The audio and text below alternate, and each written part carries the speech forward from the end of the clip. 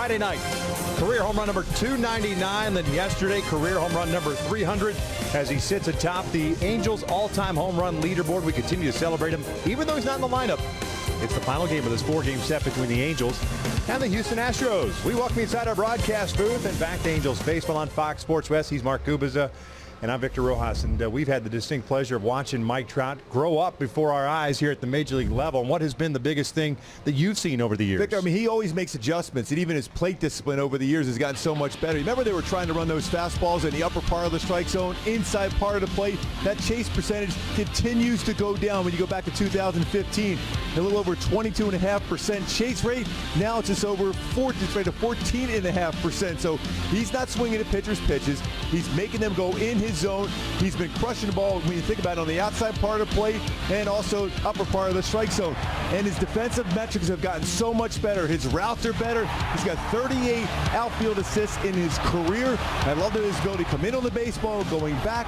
I love the fact right now that Mike Trout is a believer in himself defensively. Everyone questioned that, and every time you question anything about Mike Trout, he goes to that next level. Not surprised at all that he's not in the lineup today after having the three games that he had against the Houston Astros. He was on base so much, and he was covering so much ground in the outfield as well. He just needs a little bit of a breather. A little bit of a breather, and you got day off tomorrow, so back-to-back off days for Trout. We're stepping away for a moment as we continue to get you ready for the final game of this four-game set against the Astros. When we return, we'll hear from Mr.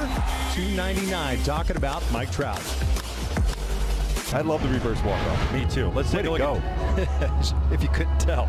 Let's take a look at Dusty Baker's lineup for the Houston Astros at 21-18 now. At the start of the day, they're 3.5 back in the West. George Springer leading things off at center field. Josh Reddick in right. Michael Brantley will DH. Kyle Tucker's in left. Carlos Correa the shortstop. Aledmus Diaz the second baseman. Abraham Toro at first. Martin Maldonado behind the plate. Jack Mayfield sees action at third base, and he will bat ninth. Jaime Barria's on the mound for the Angels. This will be his fourth appearance. Second start, no record. He's thrown the ball well though. 13 2/3 innings, 10 hits, 11 strikeouts, 5 walks, and an ERA. Very respectable, 2.63. And my go-to to keep this good stretch going for Jaime Barria is use that slider to right-handed batters. He's been much more effective this season against right-handed batters, mainly because of his slider and that low outside fastball at the knees. Inside, outside, get those ground balls, quick outs, setting up that slider in that lower part of the strike zone. First one's lifted. The Angels at 16-25. We'll have Andrelton Simmons leading things off at short. Justin Upton in left field. Anthony Rendon, the hero in Game 2 last night, is at third base. Albert Pujols DHing. Joe Adell in center. Max Stassi behind the plate. Jared Walsh at first.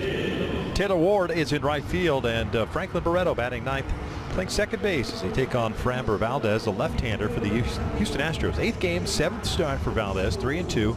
And a 2.58 ERA. And he's throwing the ball really well in his career versus the Angels. My go-tos, though, to have a little more success against him this afternoon is look in the outer half for the fastball. He will throw a lot of his pitches on the outside part of the plate, so you have to look outer half against him and lay off that non-strike curveball. He will get a ton of swing and misses on his curve.